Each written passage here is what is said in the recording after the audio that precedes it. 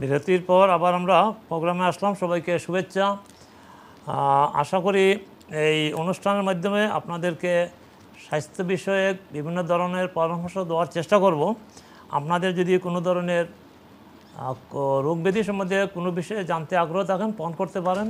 আপনাদেরকে সদুত্তর দেওয়ার চেষ্টা করব, সুপরামর্শ দেওয়ার চেষ্টা করব। তো এই যে একটু আগে যিনি প্রশ্ন করছিলেন যে ওনার ছেলের বয়স 30 কিন্তু 27 বছর ধরে একজিমায় ভুগছেন। তো দেখেন পৃথিবীতে অনেক কঠিন কঠিন দুরারোগ্য ব্যাধির যেখানে চিকিৎসা হচ্ছে, কিন্তু সাধারণ একটা একজিমা, সেটার জন্য এই যুবক 30 বছর 27 বছর ধরে ভুগছেন। কাছাকাছি আমাদের চিকিৎসা ব্যবস্থায় অনেক ত্রুটি বিচ্যুতি আছে আছে। এই ব্যাপারে যদি আমরা আরও বেশি মনোযোগী হতে পারতাম, তাইলে এই ধরনের একজিমা কোনো কঠিন একটা রোগ ব্যাধি না, এটা সহজেই নিরাময় সম্ভব। তো আরেকটা জিনিস খুবই ইম্পর্ট্যান্ট, সেটা বলা হয় তাকে ভ্যাকসিনের সাইড এফেক্ট। অনেকেই আমাকে শেয়ার করছেন বিষয়টা, যে ভ্যাকসিন দেওয়ার পরে কোভিড-19 ভ্যাকসিন দেওয়ার পরে নানা ধরনের শারীরিক মানসিক সমস্যায় ভুগছেন তারা। সেটা মনস্তাত্ত্বিক হতে পারে, আবার সত্য হতে পারে। তো সেখানে হোমিওপ্যাথিতে আছে টিকাদানের কুফল, অর্থাৎ ভ্যাকসিনের সাইড এফেক্ট। যে আমরা যে শিশু জন্মের পর থেকে যে টিকা দেওয়া শুরু করি, সেটা কিন্তু দরকার, আমি না বলতে পারবো না, কিন্তু কিছু কিছু ক্ষেত্রে সেটা বলা হয় টিকাদানের কুফল, অর্থাৎ ভ্যাকসিনের সাইড এফেক্ট। আচ্ছা, তো হয়তো কিছু কিছু ক্ষেত্রে হয়ে থাকে, আর সব ক্ষেত্রে তো হয় না। আবার এইসব ভ্যাকসিন দিতেও হবে, যেগুলো নির্ধারিত শিশুদের জন্য সেগুলো দিতেও হবে, না দেওয়ার কোনো যুক্তি নাই, দিতে হবে, যেহেতু এটা এই ভ্যাকসিনগুলো দেওয়া হয় নিরাপত্তার জন্য, নিরাপদ হওয়ার জন্য। তো আবার হোমিওপ্যাথিতে আছে টিকাদানের কুফল। তো বিভিন্ন ধরনের শিশুরা এইসব সাইড এফেক্ট হয়, তো নানা ধরনের শারীরিক মানসিক বিকলাঙ্গ প্রতিবন্ধকতা সৃষ্টিও হতে পারে, সেটা নির্ধারিত নয়, হতেও পারে। তো কাছাকাছি যদি কোনো ধরনের প্রতিবন্ধী শিশু জন্মের পরে হয়, জন্ম শুরু থেকে, জন্মের পর থেকে অথবা জন্মের 3 বছর পরে শুরু যদি হয়, তো আমার মনে হয় ধৈর্য ধরে হোমিওপ্যাথি ওষুধ সেবন করলে চিকিৎসকের যে পুরা ডায়াগনোসিস পরে যে পাবেন রেজাল্ট, সেটার অপেক্ষা না করে যদি কোনো সিমটম যদি থাকে কোনো শিশু সন্তানের, যদি দেখা যায় যে সে একটু অস্বাভাবিক আচরণ, অস্বাভাবিক অবস্থা শারীরিক এবং মানসিক, আমার মনে হয় কাল বিলম্ব না করে, দেরি না করে হোমিওপ্যাথিক চিকিৎসা নিলে ভালো হবে, ভালো রেজাল্ট হবে। অর্থাৎ বেশি করে জটিলতা হওয়ার আগেই যেগুলো অটিস্টিক শিশু, আমার মনে হয় হোমিওপ্যাথি যেগুলো নির্ধারিত ওষুধ আছে, সেগুলো শরীরের মনের ভালো করবে, ক্ষতি করবে না। সেটা অটিজম হোক বা না হোক, যদি অস্বাভাবিক আচরণ থাকে শিশু সন্তানের মনে চলাফেরার মাঝে, দেখবেন অনেক শিশুর ময়লা ওগুলো করতে থাকে, আপনার দিকে সঠিক তাকায় না, ডাইনে বামে তাকাতে চেষ্টা করে, বা দৌড়ঝাঁপ বেশি দেয়, অর্থাৎ স্বাভাবিক চেয়ে অস্বাভাবিক আচরণ বেশি, তাহলে 1 বছর 2 বছর 3 বছর পরে রেজাল্ট পাবেন। আপনি রেজাল্টের অপেক্ষা না করেই মনে হয় আপনার ছেলে মেয়েদের জন্য, শিশু ছেলেদের জন্য, মেয়েদের জন্য চিকিৎসা নিতে পারেন হোমিওপ্যাথি চিকিৎসা। এটা আমার পরামর্শ, দেরি না করে এই সন্তানের যে অন্যান্য আচরণ আছে তার জন্য হোমিওপ্যাথিক নিরাপদ, যেখানে কোনো সাইড এফেক্ট নাই। হোমিওপ্যাথির ঔষধে কোনো সাইড এফেক্ট নাই, অবশ্যই রিয়াকশন আছে। যেখানে অ্যাকশন আছে সেখানে রিয়াকশন আছে। যদি কেউ বলে রিয়াকশন নেই, সেটা ভুল হবে। সঠিক মাত্রার, সঠিক সময়ের সঠিক ঔষধ, এটা হচ্ছে আসল কথা। সঠিক সময়ের সঠিক মাত্রার সঠিক ঔষধ ডায়াগনোসিস করতে হবে একজন হোমিওপ্যাথি চিকিৎসক। আর যদি সেখানে ভুল করেন, তাহলে রিয়াকশন হবে। তো রিয়াকশন মারাত্মক হবে না, এটাও আবার ভালো কথা। সাইড এফেক্ট হবে না, রিয়াকশন যেটা হবে সেটাও খারাপ হবে না, কিছু হবে না আশা করি। তো সবসময় একজন অভিজ্ঞ হোমিওপ্যাথিক চিকিৎসকের শরণাপন্ন হবেন, তাইলে যে কোনো ধরনের আপনার শিশু সন্তানের যদি অস্বাভাবিক চলাফেরা আচরণ লক্ষ্য করা যায়, তাহলে আপনার ডায়াগনোসিস চলতে থাক 1, 2, 3 বছর, তো এই রেজাল্ট পাওয়ার আগেই সচেতন অভিভাবক হিসেবে, মাতা পিতা হিসেবে আমার পরামর্শ থাকবে তাকে স্বাভাবিক করার জন্য হোমিওপ্যাথিক চিকিৎসা শুরু করে দেন। কিছু পয়সা যদি আপনার খরচও হয়, নষ্ট হওয়ার অসুবিধা নাই। এটা ছেলের সন্তান, মেয়ে সন্তানের ভবিষ্যতের জন্য খুবই উপকারী, কার্যকর হবে, এবং এটা ভালো হবে, ভালো রেজাল্ট পাবেন। কাছাকাছি আমার পরামর্শ, এই ধরনের সারা দেশে, এই দেশে এবং পৃথিবীর বিভিন্ন দেশে আজকাল অটিজম বা অটিস্টিক নিয়ে নানা ধরনের গবেষণা চলছে। গবেষণার পথে, কিন্তু আমাদের দায়িত্ব হচ্ছে নিজের সন্তান, ছেলে হোক মেয়ে হোক, তার সুস্থতার জন্য আপনার চিকিৎসকের রেজাল্ট 1, 2, 3 বছর পরে পাবেন, কিন্তু এর আগেই আপনি সচেতন অভিভাবক হিসাবে বিলম্ব না করে ঔষধ সেবন করলে ভালো হবে। অনেকের আমার কাছে আসেন বা ফোনে কথা হয়, বলেন ডাক্তারের ফলাফল পাওয়ার পরে শুরু করব। সেখানে আপনার 3 বছরের জন্য অপেক্ষা করতে হবে, 1, 2, 3 বছর। এটা আইনের বিষয় আছে, আইনের জটিলতা আছে, কিন্তু আমার মনে হয় আপনি একজন সচেতন মা পিতা হিসাবে হোমিওপ্যাথি ঔষধ আপনার সন্তানের জন্য খুবই কার্যকর। যে কোনো চিকিৎসা হোক, যদি একজন অভিজ্ঞ চিকিৎসক এক্ষেত্রে ঔষধ দিয়ে থাকেন, আপনি সেগুলা আপনার শিশু সন্তানের জন্য খুবই উপযোগী হবে। আমার মনে হয় শুধু ফলাফলের জন্য অপেক্ষা করে থাকা ভালো নয়। এবং দেখা গেছে এই অপেক্ষা করতে করতে শেষ পর্যন্ত যখন ধরা পড়ছে তখন অনেক বিলম্ব হয়ে গেছে, অনেক দেরি হয়েছে, যখন এই অবস্থা থেকে চিকিৎসা কঠিন হয়ে যায়। আমার মতে হয় এই শিশু সন্তানের জন্য, বিশেষ করে আগের দিনে আমাদের দেশে শিশুদের জন্য হোমিওপ্যাথিক চিকিৎসা সবাই নিতেন, এবং পৃথিবীর বিভিন্ন দেশে বর্তমানে হোমিওপ্যাথিক চিকিৎসার ব্যাপক জনপ্রিয়তা বাড়ছে। এবং আমি বলে থাকি, আবারও বলছি, আগামী বিশ্ব হবে হোমিওপ্যাথিক চিকিৎসার বিশ্ব। দেখবেন একদিন হোমিওপ্যাথিক চিকিৎসা ঘরে ঘরে ব্যাপক জনপ্রিয়তা লাভ করবে, কারণ যেখানে অন্যান্য চিকিৎসা পদ্ধতির ব্যর্থতা, অকার্যকর অবস্থা, সাইড এফেক্ট প্রমাণিত হবে, বিশেষ করে অ্যান্টিবায়োটিক যখন রেজিস্ট্যান্স হয়ে যাবে শরীরে এবং মনে, তখন বিশ্বের কোটি কোটি মানুষকে বাঁচানোর জন্য এখন থেকেই বিজ্ঞানীরা গবেষণা করছেন কীভাবে পৃথিবীর কোটি কোটি মানুষের জীবন রক্ষা করা যায়। তো অ্যান্টিবায়োটিক যখন অকার্যকর হবে, তারপরে এর চেয়ে ভালো একটা ব্যবস্থা আবিষ্কার করতেই হবে, এবং আবিষ্কার করার জন্য পৃথিবীর সব বিজ্ঞানীরা চালিয়ে যাচ্ছেন, নিরন্তর চেষ্টা করছেন যে অ্যান্টিবায়োটিকের বিকল্প কী হতে পারে, কী চিকিৎসা হতে পারে, বা কী ধরনের ব্যবস্থা অবলম্বন করলে ভালো হয়। তো আমি সবসময় বলে থাকি এবং এখনও বলছি, আপনার ইমিউন সিস্টেম শক্তিশালী করতে হবে, আপনার শরীরের মনের শক্তি বাড়াতে হবে, এবং বিশেষ করে জিঙ্ক জাতীয় খাবার এবং সুষম খাবার, পরিমিত খাবার এবং লাইফস্টাইল, এগুলো মেনটেন করতে হবে। নিয়মের ভিতরে থাকতে হবে, জীবনের একটা রুটিন আছে, নিয়ম আছে, এই রুটিনটাই যদি মেনে চলেন তাহলে আপনি সুস্থ থাকবেন, নিরাপদ থাকবেন, রোগ থেকে মুক্তি পাবেন, কিন্তু এতে রেহাই পাবেন না। জীবন আছে, শত্রু আছে, ঝুঁকি আছে, এই ঝুঁকির ভিতর দিয়ে, ঝুঁকিপূর্ণ জীবন দিয়ে আমরা সময় অতিবাহিত করতে হবে। কিন্তু আপনার নিজকে নিয়ন্ত্রণ রাখার জন্য ইমিউন সিস্টেম বাড়াতে হবে, সুষম খাবার খেতে হবে, লাইফস্টাইল মেনটেন করতে হবে, এবং একটা নির্দিষ্ট ছক, একটা রুটিন মেনে চলতে হবে। এটা হলো আমাদের পরামর্শ।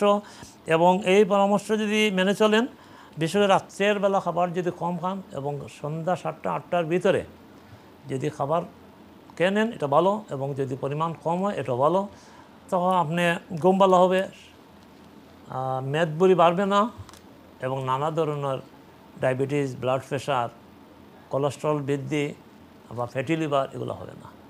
আর ব্যায়াম তো লাগবেই, ব্যায়াম বিশেষ করে শীতপ্রধান দেশে আমাদেরকে প্রচুর পরিমাণে ব্যায়াম করতে হবে। আমরা যদি প্রতিদিন 5 মাইল, এটা খুবই স্বাভাবিক, 5 মাইল হাঁটতে পারেন তাড়াতাড়ি, বা 2 মাইল হাঁটেন, যদি খুব তাড়াতাড়ি করে হাঁটেন 2 মাইল, অথবা ব্যায়াম করেন, বা বিভিন্ন পার্কের যেগুলো যন্ত্র আছে, ব্যায়ামের উপকরণ আছে, সেগুলো গিয়ে অনেকে দেখছি প্র্যাকটিস করতেছে, এটা খুব ভালো।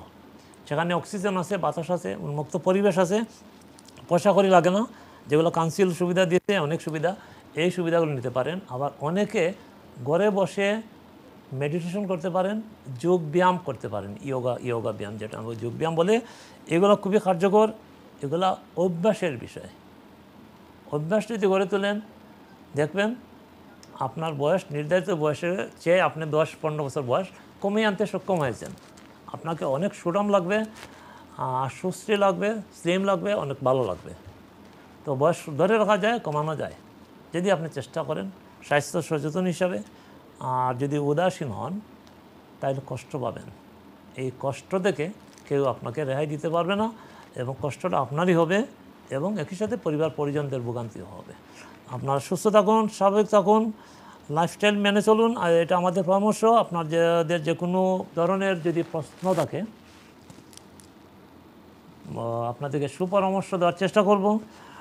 বিশেষ করে নানা ধরনের রোগ ব্যাধি যেগুলো আছে আপনাদের প্রতি সিজনে যেগুলো ফ্লু হয়ে থাকে, ফ্লু নানান ধরনের ফ্লু হয়ে থাকে, ইনফ্লুয়েঞ্জা, বাংলাদেশে ইনফ্লুয়েঞ্জা বলে, এই দেশে ফ্লু বলে কোল্ড ফ্লু।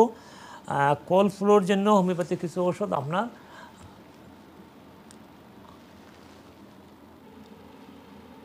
হ্যালো হ্যালো, আসসালামু আলাইকুম স্যার। ওয়ালাইকুম সালাম। আপনি ভালো আছেন? আপনি? জি ভালো আছি স্যার, আমি শফিক।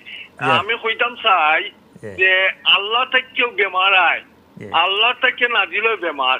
কোরআন মজিদে লেখা আছে রক্ত মরা আর পিক খাওয়া নিষেধ।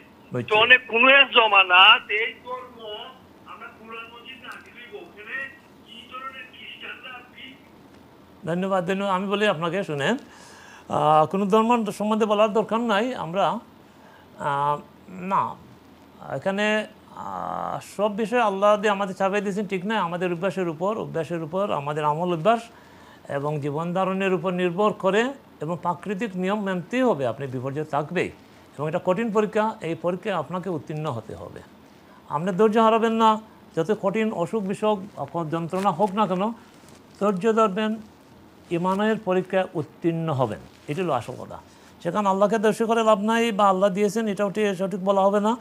আপনার জন্য জীবনের যে ঝুঁকি আছে, ঝুঁকিকে মেনে চলতে হবে এবং এখানে পরীক্ষায় উত্তীর্ণ হতে হবে। ধৈর্য সংযমের পরীক্ষা দিতে হবে। এরপরে আপনার জন্য হয়তো ভালো ফলাফল, রেজাল্ট অপেক্ষা করছে। সেটা আপনার জীবনে হোক, আপনার ছেলেমেয়ের জন্য হোক, আপনার নাতি নাতনির জন্য হতে পারে, ভবিষ্যৎ বংশধরের জন্য হতে পারে। কাজেই আপনাকে ধৈর্য ধরতে হবে, ইমানের পরীক্ষা দিতে হবে, সংযম পালন করতে হবে এবং সব পরিস্থিতি মোকাবেলা করতে মেনে চলতে হবে। আপনাকে এই পরিবেশ এড়িয়ে চলার মতো কোনো উপায় নাই। প্রাকৃতিক নিয়ম, সৃষ্টির নিয়ম, পরিবেশ পরিস্থিতির মোকাবেলা করতে হবে। এখন এক জায়গায় ঝড় বৃষ্টি এসে গেল, আপনি কি করবেন? নিরাপদ জায়গায় যেতে হবে। বন্যা এসে গেছে, বন্যার মোকাবেলা করতে হবে, নিরাপদ স্থানে যেতে হবে। দোষারোপ না করে আপনার সাবধানতাই খুবই জরুরি। দোষারোপ তো পরে, আপনার জীবন রক্ষার জন্য আপনাকে তা করতে হবে। খাওয়া দাওয়ার ব্যাপারে যেগুলো হালাল হারাম, যেগুলো নির্ধারিত, এগুলো খাবেন।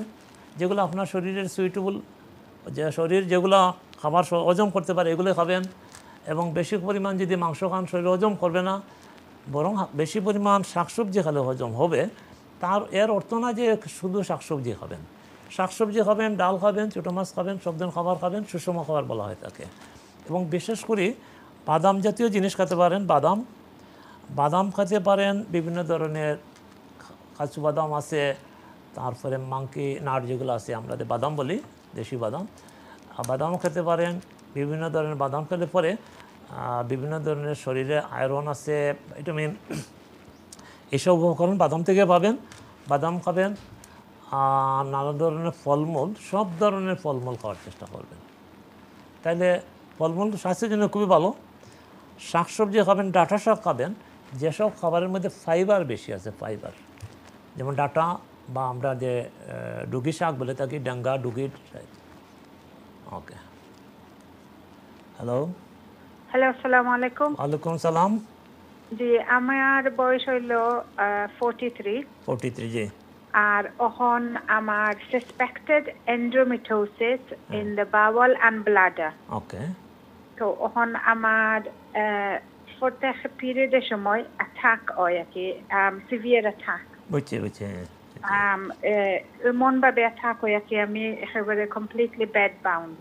বুঝতে পারছি। তো তারা এখন হইতে পারে না আমার কোন দিন আমার ল্যাপারোস্কোপি করব, এটা ট্রিটমেন্ট করবার লাগে। এমনি খুব ক্রাম্পিং হয় হাতে পায়ে, ক্রাম্পিং হয় কিনা? ক্রাম্পস, হাতে পায়ে এটা পুলিং টান মারে। জি জি জি, বেদনা, অতিরিক্ত বেদনা, বেশি অংশ পিরিয়ডের সময়। না জানি। শুনেন এখানে আয়রন কি আয়রন আপনার আয়রন স্বল্পতা আছে কিনা iron iron home iron tablet খাই বুঝছে আয়রন ট্যাবলেট খাওয়ার মাঝেও সাইড এফেক্ট আছে তো আপনি যদি আয়রন ট্যাবলেট হোমিওপ্যাথি যেগুলো আয়রন আছে আয়রন ম্যাগনেসিয়াম হোমিওপ্যাথিতে কিছু ওষুধ আছে আয়রন আছে ম্যাগনেসিয়াম আছে ক্যালসিয়াম গঠিত ওষুধ আছে হোমিওপ্যাথিতে এবং সিলিকন আছে সিলিসি আছে এগুলো খেলে পরে কিন্তু আমি 90% গ্যারান্টি দিয়ে হইতে পারি আপনার সমস্যা কমে যাবে আচ্ছা আর আপনি যদি লিস্ট আমি কি দেখাইতাম আপনি আয়রন ট্যাবলেট খাওয়ার দরকার নাই হোমিওপ্যাথিতে কিছু ওষুধ আছে যেটার মধ্যে আয়রন আছে ম্যাগনেসিয়াম আছে ক্যালসিয়াম আছে আচ্ছা সেটা যেমন আমি নাম বলে দিই অসুবিধা নাই ম্যাগনেসিয়াম ফসফেট ক্যালসিয়াম ফসফেট এগুলা এবং ফেরাম মানে আয়রন এগুলো আপনি খাইলে পরে 12x বায়োকেমিক ঔষধ আছে যে কোনো হোমিওপ্যাথি ফার্মেসিতে পাবেন অথবা অনুষ্ঠান পরে আমাকে ফোন দিতে পারেন অনুষ্ঠান পরে বায়োকেমিক ম্যাকফস ক্যালফস এবং ফেরামপস এই তিনটা ওষুধ যদি খান কিছুদিন আর কখন কোনো সময় আপনার সমস্যা হবে না আচ্ছা আচ্ছা ওখানে আমি খাইরা ম্যাগনেসিয়াম বুস্ট থাকে কিনা and evening promozol and multivitamin না মাল্টিভিটামিন খাইলে এগুলো কমবে না আমরা হোমিওপ্যাথি কিছু ওষুধ আছে যে নির্ধারিত আমার অভিজ্ঞতা থেকে আমি যেগুলো জানি এবং যারা দিচ্ছি তারা কমছে সময় লাগতে পারে একবার দুইবার তিনবার চারবার সময় লাগতে পারে তো আমার মনে হয় আপনি হোমিওপ্যাথি ওষুধ খাইলে পরে এই সমস্যা যেগুলো অতি স্বাভাবিক সাধারণ সমস্যা আপনি কষ্ট করতেছেন বেশি কিন্তু অতি সাধারণ ওষুধ এটা ঠিক হবে আপনার আবার আমি বলি ম্যাকফস ক্যালফস ফেরামপস 12x 30x এই ওষুধগুলো আছে তো আপনি যে কোনো হোমিওপ্যাথি ফার্মেসিতে কিনতে পারেন অথবা অনুষ্ঠান পরে ফোন করতে পারবেন আধা ঘন্টা পরে ঠিক আছে আমি কল দেব না ধন্যবাদ আপনাকে এটা খুবই কষ্টদায়ক যন্ত্রণাদায়ক আসলে এটার জন্য কার্যকর ওষুধ আছে হোমিওপ্যাথিতে ওষুধ আছে কার্যকর ওষুধ এবং এটার জন্য বেশি ভোগান্তির কোনো কারণ নাই এটা কমে যাবে কারণ আয়রন ট্যাবলেট খেলে পরে অনেক সময় আয়রন ট্যাবলেটের কারণে কোষ্ঠকাঠিন্য হয় কনস্টিপেশন হয় এটা আবার আরেকটা সাইড এফেক্ট যারা বেশি আয়রন ট্যাবলেট খান তাদের আবার কনস্টিপেশন হয় কনস্টিপেশনের জন্য আরও কিছু সমস্যা হয় তো এই দিকে উল্টা দিকে গেল বরং কচু খেতে পারেন কচু লতা তারপরে যেসব জিনিসের মধ্যে আয়রন আছে এগুলো খেতে পারেন পেঁপে কয়ফল পেঁপে এবং কলা কাঁচকলা বা ফাঁকা কলা যেটার মাঝে প্রচুর আয়রন আছে এগুলো খাইতে পারেন বিভিন্ন ধরনের বাদাম খাইতে পারেন বাদাম নানা ধরনের ড্রাই বাদাম খাইতে পারেন এগুলোর মাঝে ভালো ফল পাবেন আর লবণ এবং চিনি খাবেন না মিষ্টি এবং লবণ জাতীয় খাবার বর্জন করেন বাদ দিবেন যারা বেশি পরিমাণ চিনি খান বা মিষ্টি পছন্দ করেন আবার যারা লবণ জাতীয় জিনিস খান লবণ ফাস্ট ফুডে লবণ আছে এগুলা খেলে পরে কিন্তু ক্ষতি হয় এগুলা বাদ দিবেন খুবই ইম্পর্টেন্ট হ্যালো আসসালামু আলাইকুম জি আসসালামু আচ্ছা এরপরে আমরা আপনার মুজন চিকিৎসা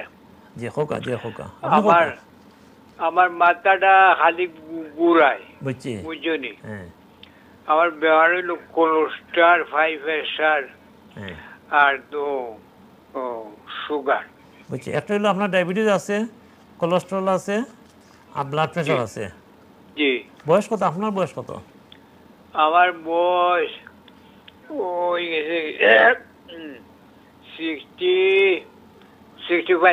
65 না বয়স বেশি না 65 আজকাল আগে তো বেশি ছিল এখন কম তো যেহেতু আপনার ডায়াবেটিস কোলেস্ট্রল ব্লাড প্রেশার তিনটা ওষুধ আপনার খাইতে হয় এটা সমস্যা মাথা ঘুরে ঘুম কম নি আপনার ঘুম কম না বেশি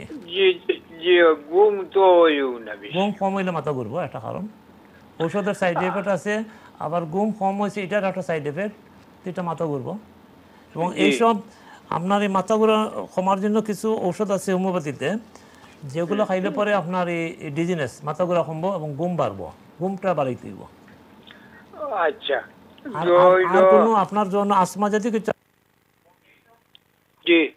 আছে কিটা বুঝছি না আপনার আসমা আছে না শ্বাসকষ্ট জি না আসমা নাই আচ্ছা তাহলে শুধু ডায়াবেটিস কোলেস্টেরল ব্লাড প্রেশার জি আর ঘুম কম ঘুম কিটা হতে 10 মিনিট বাদে আমি ডাইনে ওই আর নাইলে বাবু ও লারা রাইতে আপনার ডিপ্রেশন আসেনি মনে করেন বা খাইনি ঔষধ ডিপ্রেশনও নাই তো আমার আবার স্ট্রোক হয়েছে বুঝছি স্ট্রোক হ্যাঁ এক সাইডে ও আচ্ছা। অসুস্থ হয়ে গেছিল গিয়ে হাত পাও এখন ঠিক হয়েছে ইমপ্রুভ হয়েছে নি এই জায়গাটা ওখন কমছে মানে আটটাম পারি বুঝছি বুঝছি আপনি হালকা ব্যায়াম করলে আরও সুস্থ হইব আপনি হালকা ব্যায়াম করতে পারলে নার্ভগুলো অ্যাক্টিভ হইব আর আপনার ঘুম বাড়াইতে হবে ঘুম বাড়াইবার লাগে আপনার কিছু মেডিটেশন করলে ভালো হইতে পারে যদি ঘুমাইবার আগে যদি আধা ঘন্টা আপনি ধ্যান করেন যদি জি আর গরম পানি দিয়ে যদি আপনি ফাও দিতে পারেন 10-15 মিনিট গরম পানি দিয়া জি জি আর মাথাটা ঠান্ডা পানি দিয়ে মুছে দিলে ভালো হয় আচ্ছা আর গরম পানি দিয়ে ফাওটারে যদি বেশি গরম করতে পারেন ভালো হইব ঘুম হইব ঘুম দরকার ঘুম নাইলে আপনার ডিজিনেস থাকবো মাথা ঘুরাইব আর আপনার যদি ওষুধ লাগে তো হোমিওপ্যাথি ওষুধের ব্যাপারে যদি আরও জানতে চান তাহলে আপনি অনুষ্ঠান পরে ফোন দিতে পারবো আবার ডান দিকে নম্বর আছে ওকে ধন্যবাদ আপনাকে ধন্যবাদ বিশেষ করে ঘুম যদি কম হয় উনি যেটা বলছিলেন সমস্যা 65 বয়স ঘুম যদি কম হয় মাথা ঘুরবে ডিজিনেস থাকবে ঘুম কম হবে এবং ঘুম কম হলে অন্যান্য রোগ ব্যাধি হতে পারে এই কারণে ঘুম আমাদেরকে 6 থেকে 8 ঘন্টা ঘুমাতে হবে প্রতিদিন এবং সাউন্ড স্লিপ হতে হবে সাউন্ড স্লিপ আপনি 12 ঘন্টা ঘুমাইলেন ঘুম হইল না এটা ঘুম না ঘুম যদি হয় 6 থেকে 8 ঘন্টা ভালো ঘুম এবং যদি হয় ভালো ঘুম সেটাই ঘুম হ্যালো আচ্ছা আমি কইরাম জি ওই জন্য আমি যে ওষুধগুলো খাই জি প্রেশারোর জি আপনারা যে ওষুধ দিব ওগুন খাইতে পারবো আর খাইতে ওগুলো পারবা খাইতে না খাইতে পারবা হোমিওপ্যাথি ওষুধ অ্যালোপ্যাথি ওষুধ একসাথে খাওয়া যায় এবং কিছু কিছু ওষুধ খাওয়া যায় না যেটা ডাক্তার জানেন আচ্ছা হোমিওপ্যাথি ওষুধ অ্যালোপ্যাথি ওষুধ একসাথে খাওয়া যায় বর্তমান সায়েন্স মেডিকেল সায়েন্স এটা প্রমাণ করছে খাওয়া যায় এবং এটা স্বীকৃতি দিচ্ছে আর কি অনুমোদন করছে খাওয়া যায় বাট কিছু কিছু ওষুধ আছে যেটা হোমিওপ্যাথি ওষুধের সাথে একটু বিরোধ আছে সেটা একজন ডাক্তার নির্ধারণ করবেন কোনটা দেওয়া যায় বা যায় না আচ্ছা আচ্ছা ধন্যবাদ আপনাকে আচ্ছা ধন্যবাদ আমি ধন্যবাদ অনুষ্ঠান পরে আপনি ফোন করতে পারবা আপনার ডান দিকে নম্বর আছে এই নম্বরে বিস্তারিত আরও সময় দিব আপনারে তো আমাদের ব্রেন স্ট্রোক হওয়ার জন্য কী কী কারণ এটা খুব ইম্পর্টেন্ট ওকে আমরা অনুষ্ঠানের শেষ পর্যায়ে আমরা সবাই ভালো থাকুন সুস্থ থাকুন আগামী প্রোগ্রামে আপনার সাথে আরও কথা হবে নানা বিষয় শেয়ার করব আপনাদের প্রশ্নের উত্তর দেওয়ার চেষ্টা করব সবাই ভালো থাকুন সুস্থ থাকুন আপনাদের সুস্বাস্থ্যই আমাদের একান্ত কাম্য আবারও দেখা হবে আগামী সপ্তাহে